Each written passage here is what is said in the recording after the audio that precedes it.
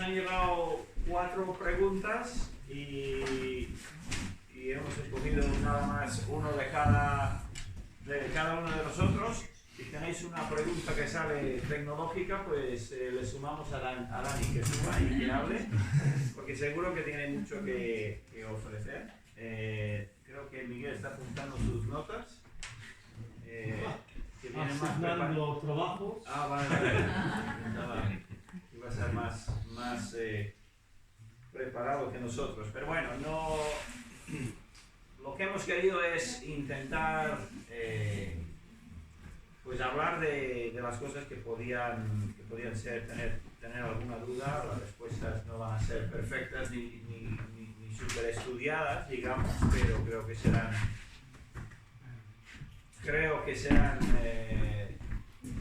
correctas y prácticas y buenas y bueno, siempre se puede con más tiempo preparar con más, un poco más preparación, digamos, por la redundancia, y poder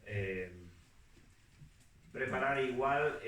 Nos interesaría quizás para otro retiro lanzar preguntas de antemano, o sea, pedir temas de antemano y poder tocar esos temas también sería posible, ¿vale? Aparte de eso, esto es más bien anuncio. David acaba de crear un álbum de Google Fotos, que bueno, me ha enseñado cómo puede ser completamente público y podéis acceder. Y si tenéis algunas fotos siempre buenas y siempre de buen gusto, podéis subirlas a ese álbum del retiro. Yo sé que algunos sacáis muy buenas fotos y me encantaría que las subierais. Entonces ya os daré cómo, ya os avisaré cómo.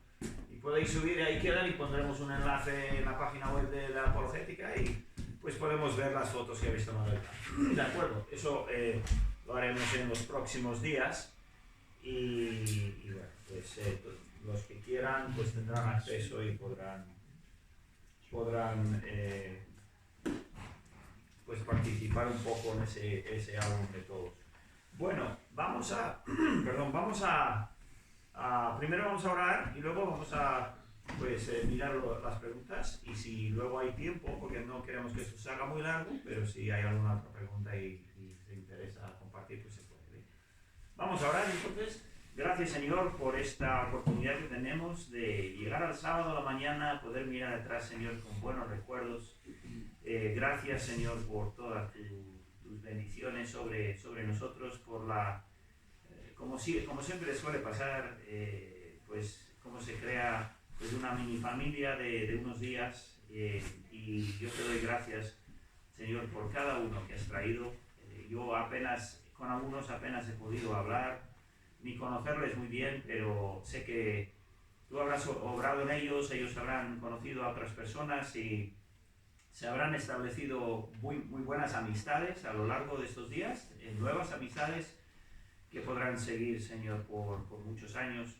Y bueno, pues te damos gracias por eso. Ayúdanos ahora en contestar con sencillez y claridad las preguntas que han llegado, y guíanos, Señor, para que todo lo que hagamos, todo lo que digamos sea para tu gloria y para tu honra. En el nombre de Jesús. Amén. Muy bien.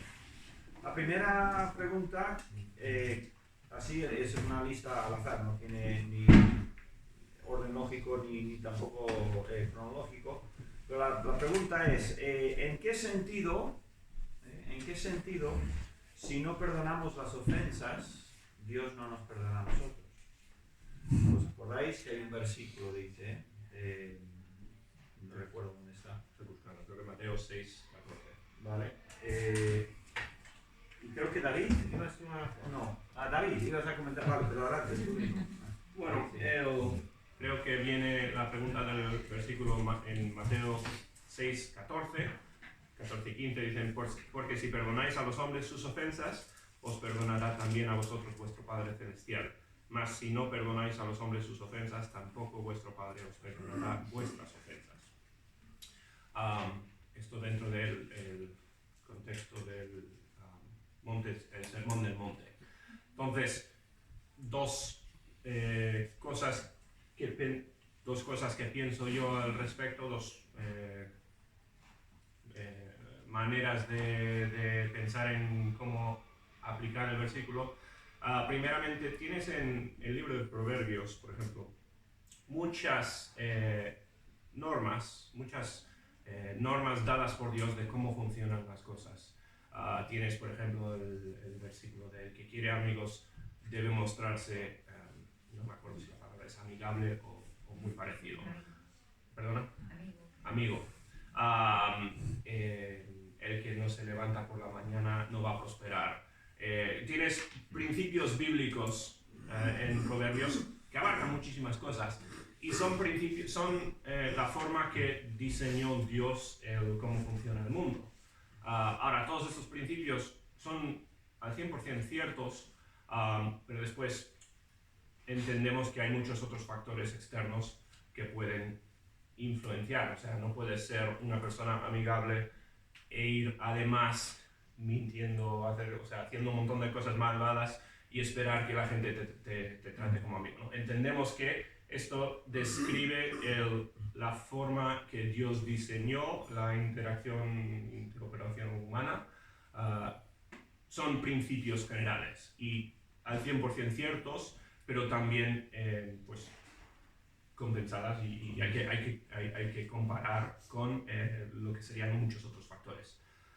Después, otro versículo que vino a la mente, yo creo que igual un poco más profundamente, esto está hablando de la idea de la santificación.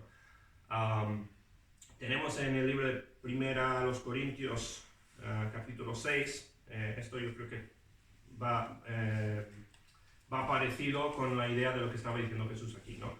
Dice Pablo a la iglesia en Corintios que era una iglesia, pues, bueno, sabemos que el libro de la epístola primera a los Corintios está tratando con muchos problemas de pecado dentro de la iglesia, cristianos que no estaban viviendo como cristianos. Y dice Pablo: ¿no sabéis que los injustos no heredarán el reino de Dios? No erréis, ni los fornicarios, ni los idólatras, ni los adúlteros, ni los afeminados, ni los que se echan con ladrones, los traidores, los avaros, borrachos, maldicentes, estafadores, heredarán el reino de Dios. Así erais, y esto erais algunos, mas ya habéis sido lavados, ya habéis sido santificados, ya habéis sido justificados en el nombre del Señor Jesús y por el Espíritu de nuestro Dios. Recuerda, Pablo no está hablando de una iglesia santa en el sentido de que eran ejemplares. Pablo concretamente está hablando para corregir estos problemas. Y lo que está intentando enseñar Pablo es que nosotros todos empezamos de esta forma. Antes de la salvación fuimos, en toda la lista de lo que éramos. Antes de ser salvos no perdonábamos, se podría añadir a la lista, o por lo menos no perdonábamos como Cristo. Cuando perdonas una ofensa, con la segunda no. Con la salvación, bien, si realmente uno es salvo, viene la santificación. Y esto es este cambio hacia ser más como Cristo. Y tenemos ejemplos de Jesús perdonando. Viene a la mente con Pedro, que le perdona antes del hecho, básicamente, contándole lo que va a hacer. Nos convertimos como Cristo y empezamos a aprender a perdonar. Ahora, hablando por experiencia propia, ¿no? Yo no he llegado a la meta en la santificación, aunque lleve 20 y pico años salvo de cristiano. Bien, entiendo que Dios me ha transformado mucho, me ha ido santificando, pero me falta mucho para llegar a la meta.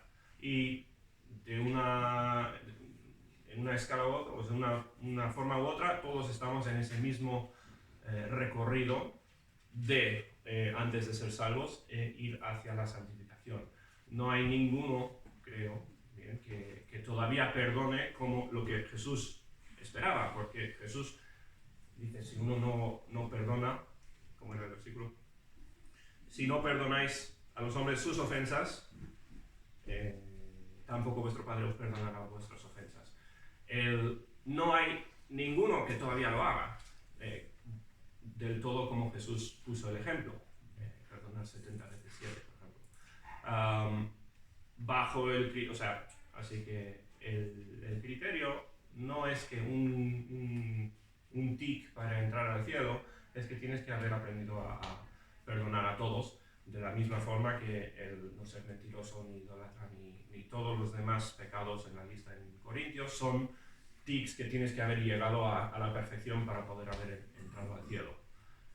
La idea es esta de si sois salvos, estáis progresando en esta dirección. Pablo, al parecer, conocía suficiente de los corintios para estar convencido él de que habían sido salvos, porque dice, así erais algunos de vosotros y ya no lo sois. No es que nunca pecaban en estas cosas, sino que ya no eran definidos por ese pecado, porque Pablo conocía o estaba convencido de que estaban en el camino de santificación. Y creo que pues, de eso está hablando Jesús aquí también con el perdón, ¿no? Mismo concepto. Una meta, un objetivo, y también creo yo que tiene una aplicación muy práctica y diaria. Si eres una persona que no perdona, Dios se encargará de que eso vuelva sobre ti. Aunque seas salvo, no tiene que ver con la salvación, nada tiene que ver con que vas a ir al infierno o vas a ir al cielo, ¿no? Si eres salvo, si eres hijo de Dios, no vas a perder esa salvación. Pero si no has, y yo conozco creyentes que no han aprendido a perdonar, ¿sí? Yo conozco algunos más que otros, y a nosotros, a cada uno nos cuesta a veces perdonar también, ¿no? Pero la persona que no perdone, yo creo que lo que está diciendo también es que va a cobrar las consecuencias de ser un no perdonador en su vida diaria, en su vida terrenal, independientemente de que sea salvo, ¿no? Pero bueno, vale, muy bien. ¿Añadir alguna cosa más? Si no, vamos a la siguiente. Alguien pregunta, una pregunta muy grande, creo que esta es para ti. Sí. Muy grande. ¿Cómo se escribió la Biblia? Bien, el tema de la Biblia lo voy a coger esta pregunta desde el punto de vista de la sesión que dio David sobre todo estos Jesús histórico y entrando un poco a tocar todas estas otras leyendas sobre Jesús que nos han intentado vender una imagen en estos tiempos de que, bueno, la Biblia que tenemos un poco... tenemos aquí una colección de libros al azar, pero hubo muchos otros libros que podrían estar que no están. Y si aquellos libros hubieran estado, entonces estaríamos en otro momento. O sea, casi que como si una persona estuviera ahí haciendo pito, pito, polvorito y así cogió los libros de la Biblia. Ahora, nada podría estar más alejado de la verdad. Entonces, la pregunta, ¿cómo tenemos esta Biblia? ¿Cómo se escribió esta Biblia? Bueno, la Biblia habla claramente de cómo se escribió. Sobre todo en el Nuevo Testamento nos habla con claridad sobre el Antiguo Testamento. Yo voy a leer de 2 de Pedro 1, versículo 21, dice: porque nunca la profecía fue traída por voluntad humana. Eso significa que ningún autor de la Biblia dijo, ahora pues sería chulo escribir un libro de la Biblia. Me apunto. Voy a hacerlo. Sino que los santos hombres de Dios hablaron siendo inspirados por el Espíritu Santo. Esta palabra inspirados es, curiosamente, la misma palabra que aparece en el libro de los Hechos cuando describe lo que pasa con Pablo y sus compañeros en el barco yendo hacia Roma. O sea, ¿cómo? Allí nos dice que llega un momento que el viento está soplando tan fuerte que dicen, mira, si nosotros intentamos ir en otra dirección que no sea la dirección en que está soplando el viento, vamos a romper el barco. Así que bajan lo que es la vela, recogen los remos y dicen, ¡hala! Pues vamos a dejar que el viento nos lleve. Esa es la misma palabra que aparece aquí. Los santos hombres de Dios hablaron siendo llevados por el viento, llevados por el Espíritu Santo. O sea, no es que en el Antiguo Testamento, no es que Moisés dijo, pues mira, voy a poner esto porque creo que sería práctico. Lo que Moisés puso, lo puso siendo impulsado por el Espíritu de Dios, de tal forma que todo lo que se escribió al final es palabra de Dios. Ahora, cuando hablamos de la Biblia, hablamos de este misterio de que la Biblia es palabra de Dios, 100%, pero a la vez es palabra de hombre en el sentido en que Moisés escribe utilizando sus conocimientos de lenguaje que él había adquirido en Egipto. Recordamos que a pesar de que Moisés pone la excusa de que no sabe hablar, nos dice Hechos que era un hombre poderoso en palabra. O sea, entonces, si Moisés no hubiera crecido en la casa de Faraón, habría sido un poco diferente los primeros 5 libros. ¿Sí? Sí, en un sentido es Moisés el que está escribiendo, pero a la vez entendemos que es Dios. Todo lo que se pone es Dios. Bien, entonces tenemos esto y también tenemos otros pasajes que nos hablan así del Antiguo Testamento y luego después nosotros entendemos que el Nuevo Testamento funciona de la misma forma. Por lo tanto, cuando Pablo escribe, no suena igual que cuando Pedro escribe. Pedro era pescador, Pablo era persona que tenía formación. Cuando estudias el griego de Pablo no es el griego de Pedro. Son dos mundos muy diferentes. Pero Dios está en cada uno. ¿Vale? Entonces, cuando hablamos de la Biblia, primeramente tenemos que empezar ahí. Tenemos que entender ese concepto que es la inspiración y entender que Dios guió a las personas, a los autores, para escribir exactamente lo que Él quería que escribieran. Bien, eso es muy importante. Eso lo tenemos que tener. Pero luego después viene la pregunta de la composición de la Biblia. ¿Por qué tenemos 66 libros que nosotros tenemos y por qué no hay más? Si nosotros cogemos una Biblia católica, y tampoco hay que decir católica, pero bueno, es una manera muy fácil de identificarla, encontramos que en vez de tener 66 libros tenemos 70 y pico, dependiendo cómo lo cuentas. Si yo lo he escuchado en varias veces, ¿no? Una persona dice, sí, vuestra Biblia falta libros, ¿verdad? Y dice, bueno, o vuestra Biblia sobra libros, o sea, vamos a ver cómo lo vemos, ¿no? Yo hablé de este tema en el retiro anterior y una de las cosas que yo expuse ahí en esa sesión era, si quieres decir que los protestantes en algún momento quitaron libros de la Biblia, pues tienes que añadir, porque en un momento anterior alguien había añadido libros. Y eso es históricamente lo que sabemos que es verdad. Que llega un momento en que los judíos empiezan a incluir junto con sus escrituras libros en griego, que no están escritos en hebreo, son diferentes, son libros que no tienen el mismo contenido que tienen. Y claro, cuando se traduce la Biblia a estos libros, de alguna forma,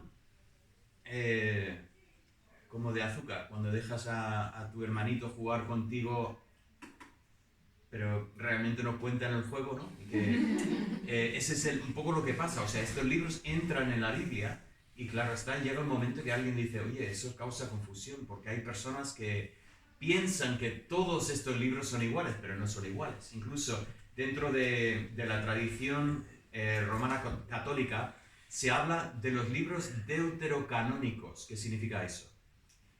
Deuterocanónico. Es un segundo canon, es un segundo grupo de libros. O sea, en la misma terminología dentro del catolicismo romano dice, estos libros son aparte, no son iguales.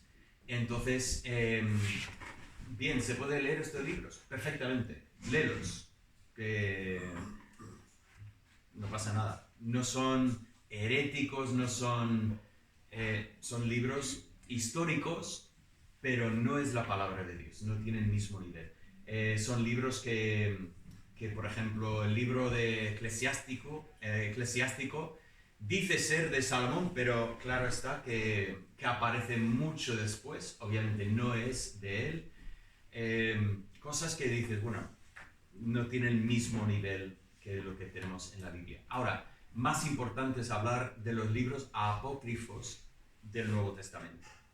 ¿Qué pasa con el Evangelio de Judas? ¿Qué pasa con estas historias de la niñez de Jesús, de cuando Jesús hizo un pájaro de un poco de barro y después maldijo a unos niños que estaban riéndose de él? Y estas historias, ¿qué pasa con estas historias?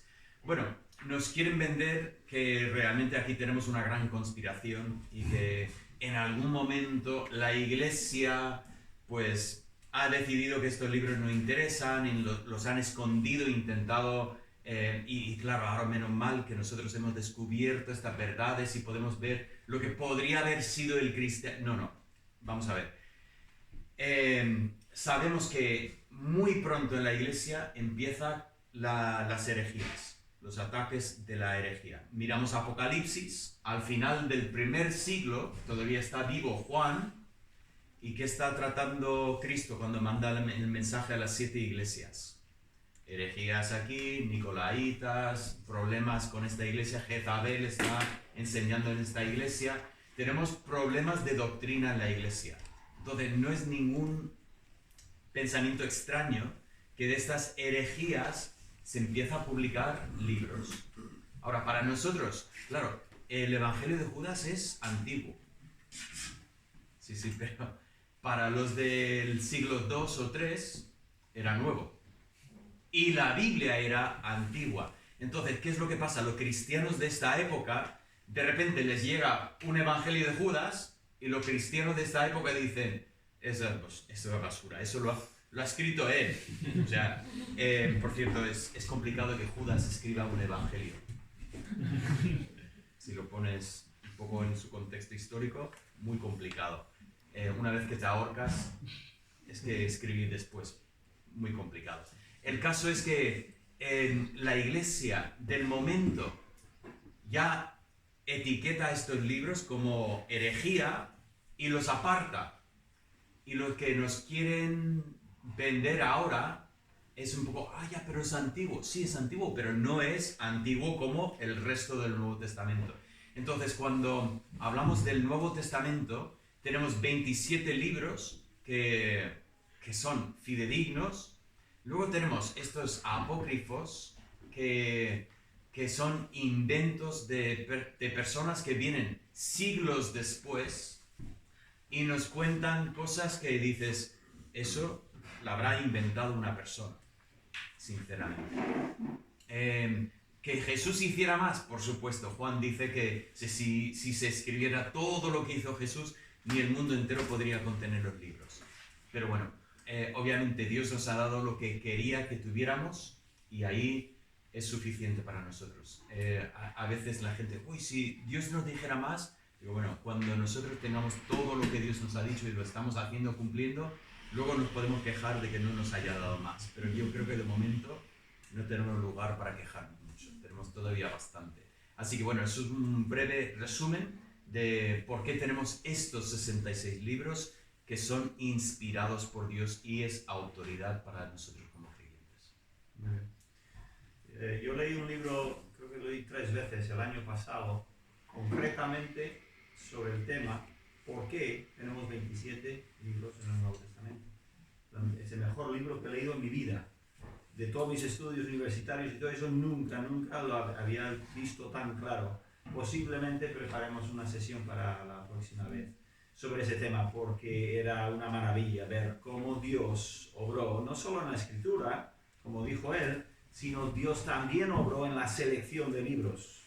¿Y por qué los que tenemos son los que están? Y los que no están aquí es que no deben de estar. Es que son...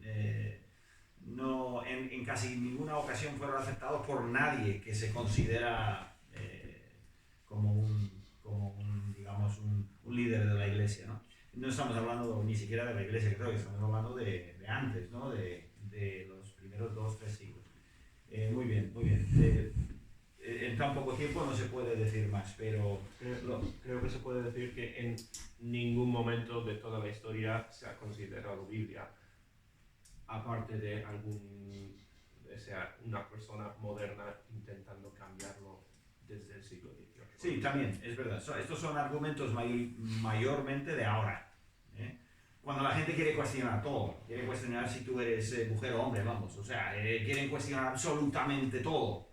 Y claro, también entra en toda esa dinámica de los últimos siglos, entra a cuestionar todo lo que sea cristianismo. Lo que hablamos anoche de la verdad absoluta, o sea, esa verdad subjetiva, claro, lo que queremos ahora es, bueno, lo que es verdad para ti no es verdad para mí, claro, lo que es la Biblia para ti no es la Biblia para mí, cada uno elige, ignorando por completo ese pensamiento de que no, hay verdades que es una verdad objetiva que es así. Y bueno, eso. Sí. Son verdades que son ciertas fuera del mundo, aunque desde fuera de nuestro mundo natural, Dios tiene verdades que son absolutas. Vale, perfecto. Bueno, pues lo mejor que podemos hacer en estos momentos. La otra pregunta, esta la voy a hacer yo, es, ¿van los perros al cielo?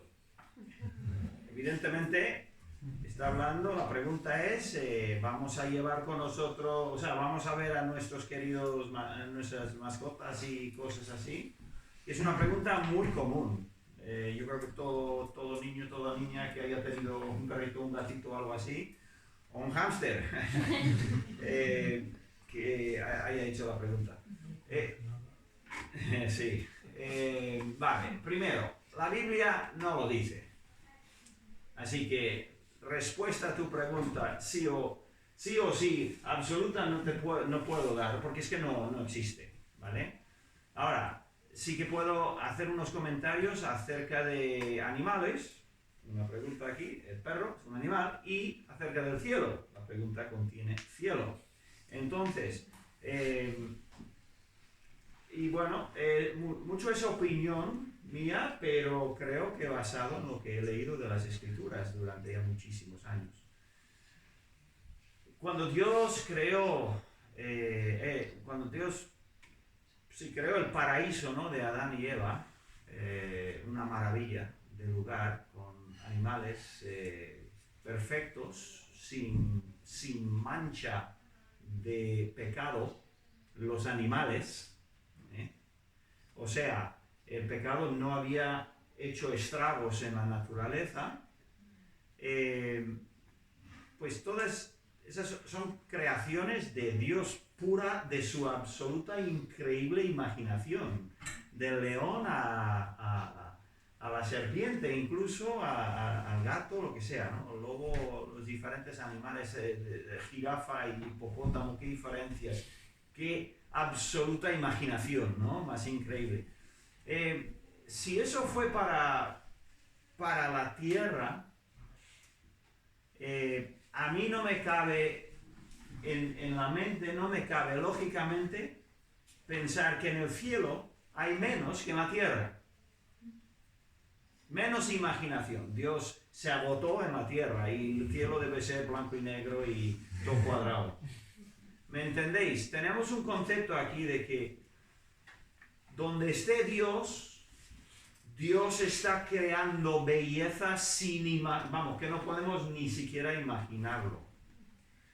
¿Va a haber animales? Bueno, sabemos que hay animales en el cielo. El Señor Jesús viene montado sobre se supone que viene del cielo, o sea, se supone, y hay muchos, hay un libro que algunos habéis leído de Randy Alcorn sobre el cielo, y él habla de los animales y de los seres. Hay seres que no entendemos qué son. Yo creo que hay, quizá, no sé si una infinidad, pero hay un mundo de creatividad en la presencia de Dios que ni siquiera, ni nos lo podemos imaginar.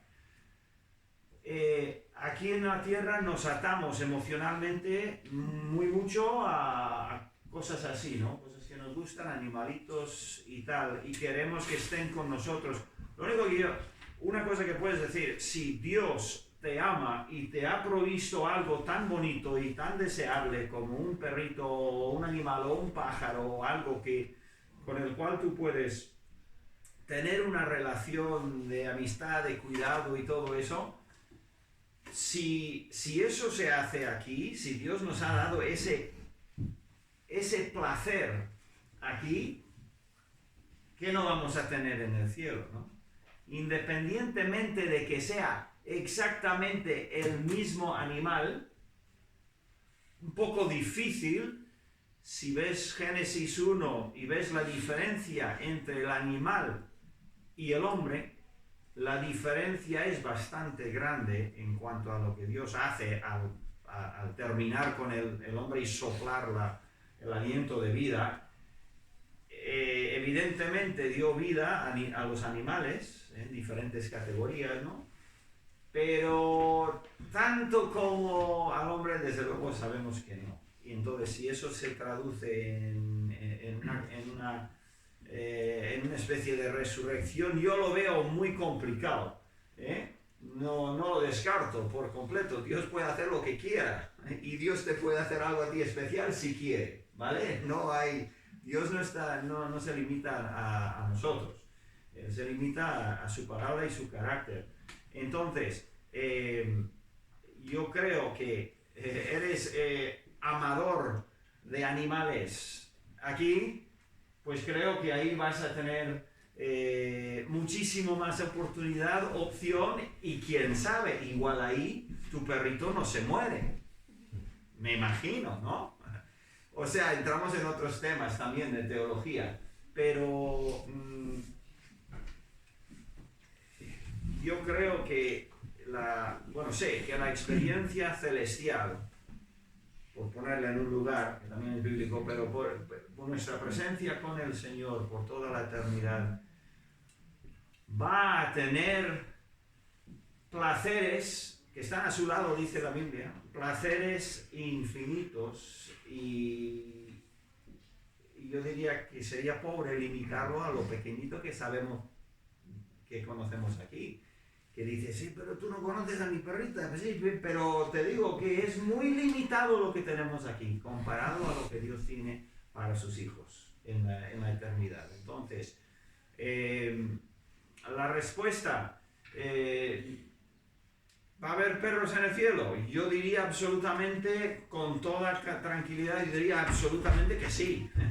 Mejores que aquí. Que no te van a chupar. Ni te van a morder ni nada, ¿no? O sea, va a ser algo idóneo, va a ser algo ideal, va a ser algo precioso, bonito y muy mayor a lo que tenemos ahora, ¿no?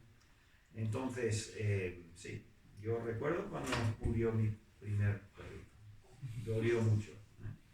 Y yo sé que eso es un poco lo que hay detrás de la pregunta. ¿Alguna cosa más? En esta respuesta es muy importante, o sea, lo que tienes que llevarte de esta respuesta es recordar esa diferencia que Dios pone entre un ser humano y un animal. Estamos en un momento ahora de la historia en que hay personas que quieren decir que es igual de crimen matar a un animal, y no estoy hablando de, obviamente, una persona que abusa de un animal. Eso está mal, debería ser castigada esta persona, ¿no? Pero entendemos que hay una diferencia entre un animal y un ser humano que está hecho a la imagen y semejanza de Dios, que lleva ese aliento de vida, como decía. Y entonces, bueno, esto es algo sumamente importante que entendamos, y por lo tanto, cuando hablamos del cielo, ¿para quién hay redención? La Biblia dice incluso para los ángeles no hay redención. Redención pertenece a la simiente de Abraham. Y eso es algo precioso cuando lo ponemos en el contexto correcto, entender ese amor de Dios para con nosotros. El mandamiento de no matar, si derramas sangre, van a derramar tu sangre, eso no lo dio a los leones o a los animales, lo dio a nosotros, a los seres humanos, con capacidad de decisión y conciencia. ¿Bien? ¿Vale? Yo iba a comentar, si te interesa el tema, y sobre todo quieres ir en la dirección de vas a ver tu perrito en el cielo, lee Luis, el libro El problema del dolor. Ahora, si te da igual, pues lee el resto del libro, que es muy bueno, pero el capítulo ese lo puedes saltar. Pero lo que me encantó de este capítulo es que dice que uno le puso la pega, dice que va a haber un cielo para los mosquitos, y él dijo, pues bueno, si me aprietas, Pues igual el cielo de los mosquitos se puede solapar con el infierno para el resto de los seres humanos. Bueno, interesante. Un poco humor Igual. teológico. Igual importante, no por dar pena a tu hijo o hijo o algo así, no digas algo que la Biblia no dice. Claro, sí, también es cierto. Es verdad, la ventana no está ni abierta ni cerrada, y, o sea, Dios no lo dice, pero Dios no dice que va a ir un animal al cielo, no lo indica positivamente. Así que intentar no dar una respuesta rápida y sencilla para agradar a alguien, que es Mentira, claro. No sé, dice, no estoy seguro. No Dios sé. sabe, Dios es bueno, perfecto, eso ya lo sabemos. Así que Dios no va a hacer nada malo con tu perrito, eso seguro, ¿no? Ahí puede ser. Muy bien. Bueno, vamos a la siguiente pregunta, que esta la va a tratar en principio Miguel. ¿Cómo se pueden explicar las pinturas rupestres con las escrituras? Las pinturas estas antiguas. Adelante. Bueno, interesante. Yo primeramente, que viendo estas cosas, no lo he pensado mucho, pero sí me empecé a preguntar, pues, ¿por qué? Y son prehistóricos, y entendemos que para el creyente no hay nada prehistórico. Y estamos hablando de la parte del diluvio hasta ahora, obviamente. Y normalmente pensamos en qué imagen tenemos. Un hombre simio, hombre, ¿no? Mucho pelo, y está haciendo eso. Y hay señales por todas partes del mundo que ha habido algo de esto, de pinturas en cuevas. Pero no hay que asociar esto con el concepto de simio, hombre, simio, o sea, y no siempre están en cuevas donde ha habitado una persona. En las afueras de Albarracín, habéis estado ahí, ¿no? Albarracín. En las afueras hay un bosque muy bonito y en un sitio hay pinturas en la roca, pero mirando no ves que vivían ahí. Simplemente hay pinturas que dicen que son muy antiguos. ¿Quién? No leí toda la historia, pero en fin, hay allí. Luego vas a Altamira, estoy hablando solamente de aquí en España, vas a Altamira y ves pinturas que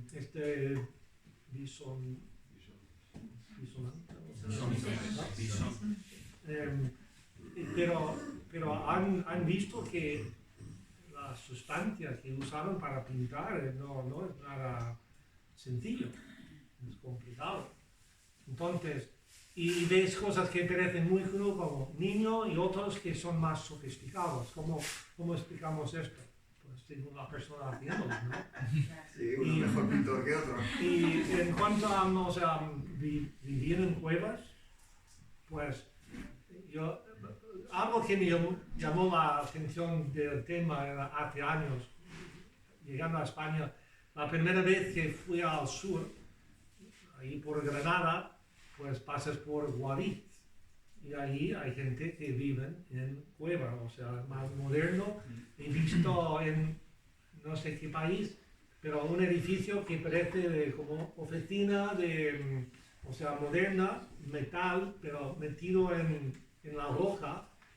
Y bueno, hay de todo. Y curiosamente estaba mirando este tema y vi que en China, yo pensaba que vi que unos 30.000 personas que viven en cuevas en China, y luego pasé y otra vez vi algo de China y cuevas y ahí ponía 40 millones.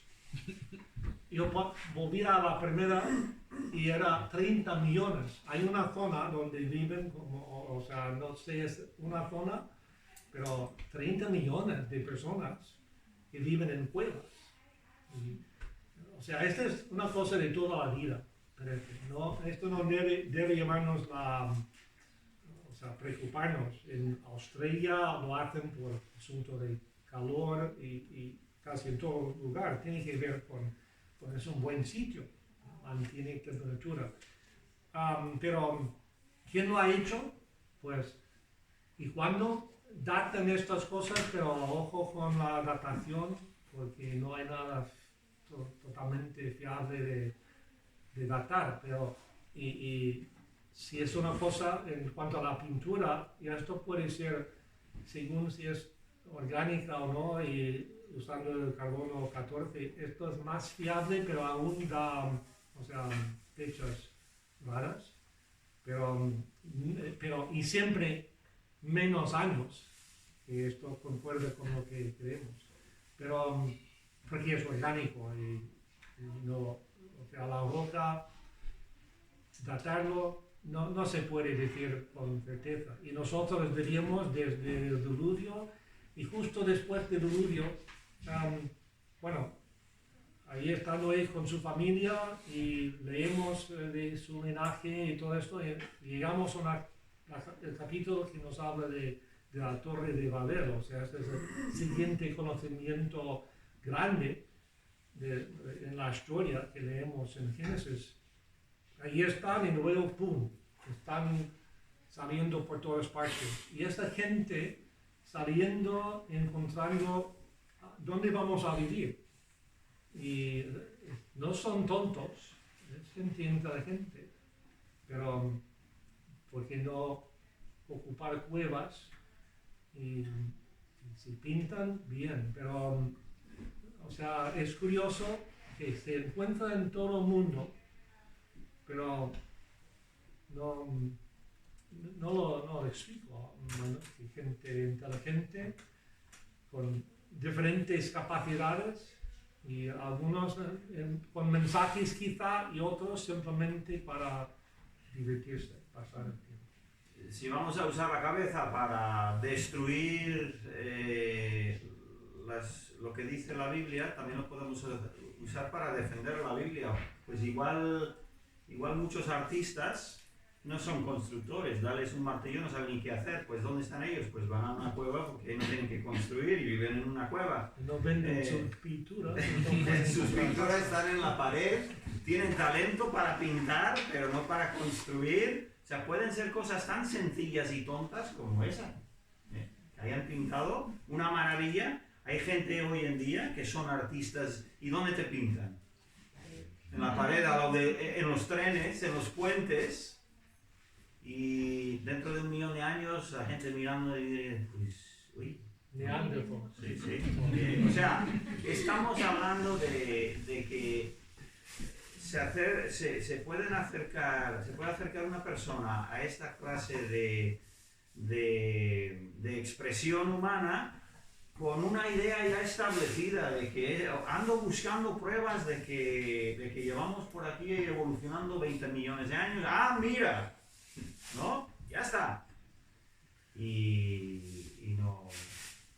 Quería añadir, por el tema de lo que decía de la datación, o sea, claro, es el tema de, esto tiene tantos años. Hace unos años me llamó un compañero, digo compañero, porque trabaja en el mismo sitio, pero no es compañero, era catedrático de la universidad, y dice, mira, van a publicar un artículo, básicamente es toda mi carrera, este artículo refleja todo pero necesitan en inglés, entonces quiero que traduzcas conmigo y te voy a poner como autor. Ahora no sé lo que ha pasado porque hice todo el trabajo y no se ha publicado y ahí me quedo con el trabajo. El caso es que, bueno, me siento con este hombre, un erudito, un hombre que por ejemplo, él daba latín y los estudiantes se quejaban porque él daba latín en latín. Y los estudiantes se quejaban porque no lo entendían. Y dicen, no, lo tiene que explicar en castellano porque nosotros no hablamos latín. Y dice, ¿cómo posible? Bueno, el caso es que este hombre me da este artículo y yo estoy traduciendo el artículo. Y llega un momento que en el artículo él dice, en una cueva aquí en España, en el sur de España, murió el último neandertal. Entonces estoy con el hombre y le digo, oye, una pregunta. ¿Cómo se sabe que era el último? Buena pregunta, ¿no? O sea, dejó un escrito en la pared diciendo, yo soy el último. O sea, tú encuentras un neandertal, y eso es otra historia, ¿no? Pero encuentras un neandertal y dices, este es el último. ¿Y cómo sabes que no había otro en Alemania? O sea, entonces le planteo esta pregunta. Entre ahí trabajando, no era conflictivo, le pregunto y dice, no lo sé, eso lo dicen los expertos. Me quedo mirando y le digo, ¿los expertos quiénes son tú? Él es catedrático, el hombre tiene 70 años, ha estado trabajando y eso dice, no, eso no lo sé, eso lo dicen los expertos. ¿Y cuánto de esto existe en el mundo académico? Uno lo dice, que tiene cierta reputación, autoridad y ya está, es verdad. Y realmente no está en posición en que nadie le puede cuestionar, porque si le cuestionas, hombre, ¿quién eres tú para cuestionar a un catedrático? Y bueno, tenemos así en este mundo académico que está montado, que es triste, lo que decía Miguel ayer, un poco... hay temas que son intocables, no se puede ni cuestionar eso. Bueno, y esto, hay uno, Bill, que tiene la idea presentaba la idea de la complejidad irreducible. Y él cuenta que él y su compañero, por sus estudios y todo esto, estaban, en la química mirando cosas y dicen, pues, ¿cómo es eso? No sé, pero los expertos, ellos saben y lo dicen, entonces, pero llegó el día cuando dicen, un momento, de que ¿cómo?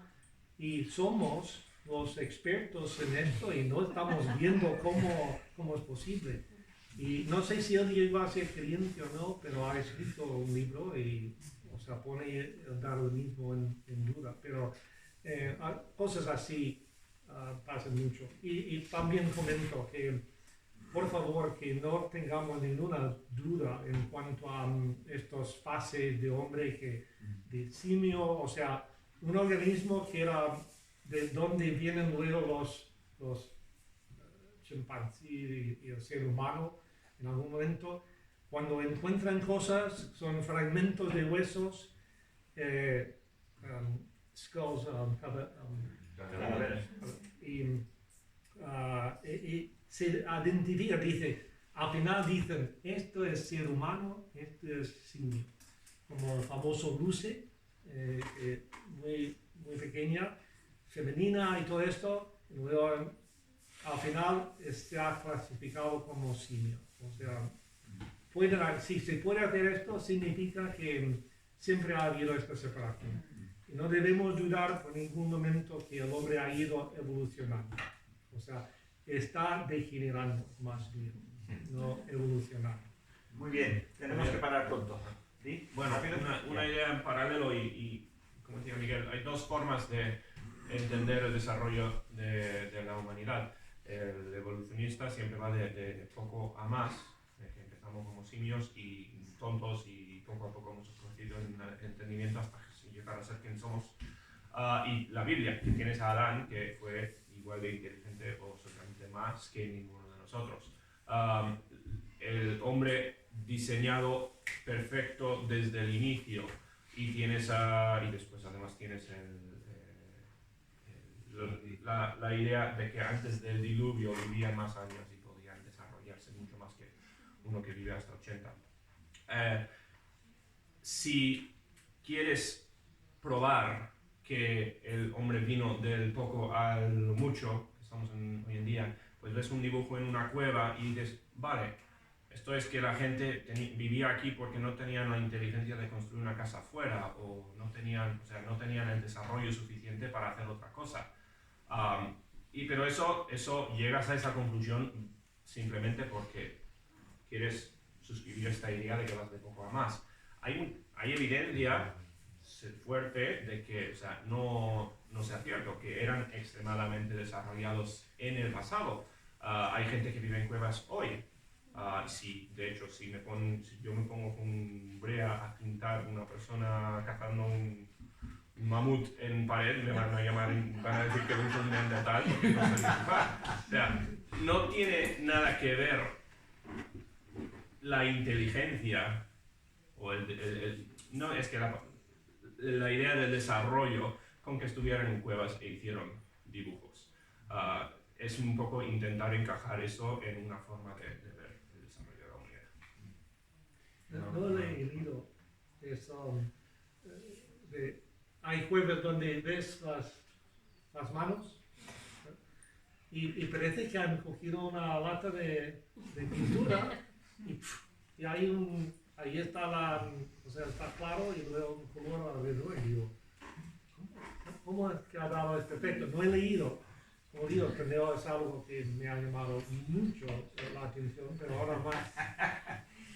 Vale, Dani. Realmente se podría hacer una sesión entera sobre temas de dataciones y de todo eso, igual en el futuro se puede hacer. Lo que vamos a hacer, mandaremos un WhatsApp a la difusión y de alguna manera pediremos vuestros comentarios, vuestras observaciones y posibles también temas para otras veces que podamos no hacer así sobre la marcha, sino preparar con más detalle y definición. Hay tantos temas, madre mía.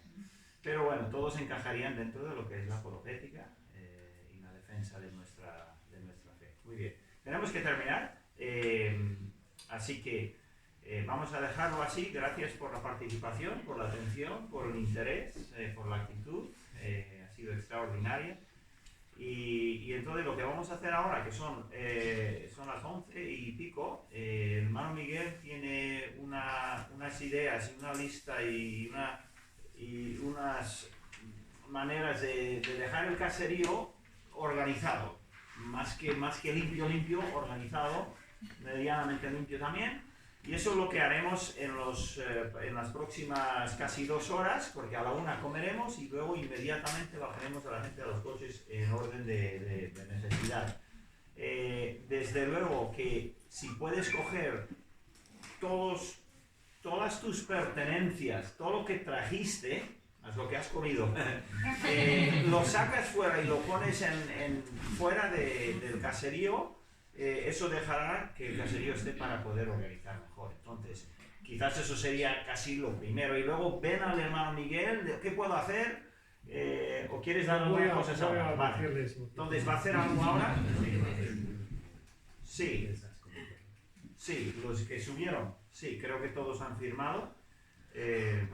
Si queréis ver, bueno, se supone que vamos a estar trabajando, pero habrá un poco de tiempo libre. Hay libros y álbumes del caserío en su construcción.